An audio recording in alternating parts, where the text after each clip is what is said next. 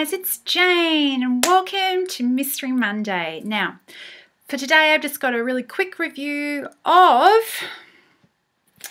the first two, I'll put them in the right order, the first two Veronica Mars books. The $1,000 Tan Line came out last year and Mr. Kiss and Tell came out in January. So these are both relatively recent. For anybody who doesn't know, Veronica Mars was a TV show about 10 years ago. There was about 4 seasons. A bit over a year ago, there was a movie released that was famously funded through Kickstarter. Almost all of the old cast from the TV show years later. So the movie was kind of a grown-up version of the TV show, and the books continue on pretty much directly after the events in the movie. So Veronica Mars is kind of a Nancy Drew character. She's a girl detective. Veronica lives in Neptune, which is a city in California, which is very socially diverse. It's got lots and lots of rich people and lots of people from the wrong sides of the track and not a lot in the middle. So basically the setup for the TV show is that Veronica's father was the sheriff of the town. Veronica's best friend, who was the daughter of one of the richest men in town, was murdered. And in the course of investigating Lily Kane's murder, Veronica's father, Keith Mars, puts a number of powerful people offside. He loses his job as sheriff of the town and starts up a private detective agency in town.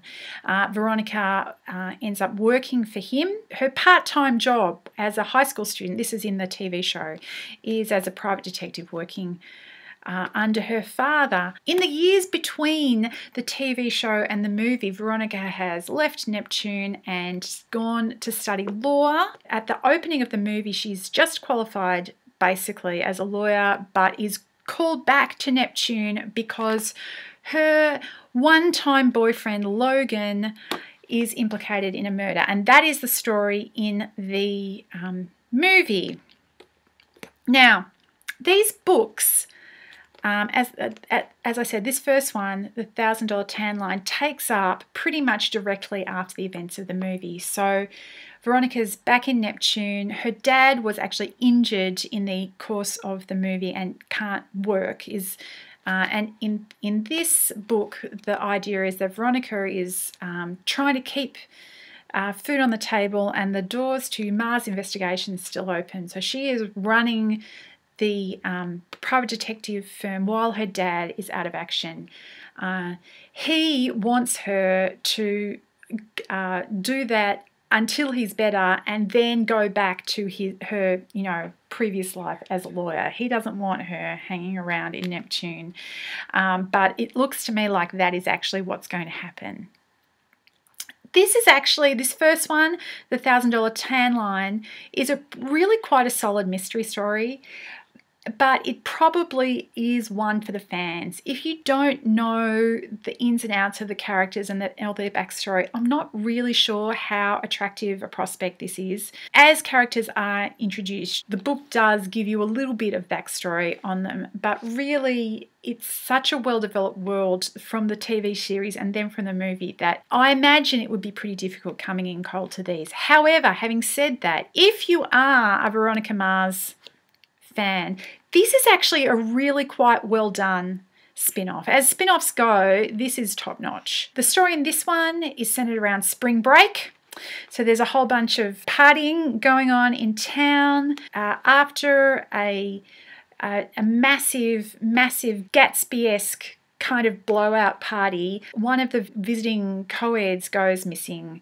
This sparks quite a bit of panic in town. Visitor numbers start dropping off. The City Chamber of Commerce starts getting worried, and Veronica is employed to find the missing girl by the Chamber of Commerce to save spring break and the money rolling in. I highly recommend this one for Veronica Mars fans. The second one, which is only recently out, Mr. Kiss and Tell. Veronica's still in town This one I enjoyed less. It's still quite a well done mystery. I enjoyed it less for the reason that there's a lot more romance subplot in here, but the reality is that for a lot of people, this one would actually be more enjoyable. Veronica's love interest during this story is basically not in Neptune. So there's not a lot of romance subplot.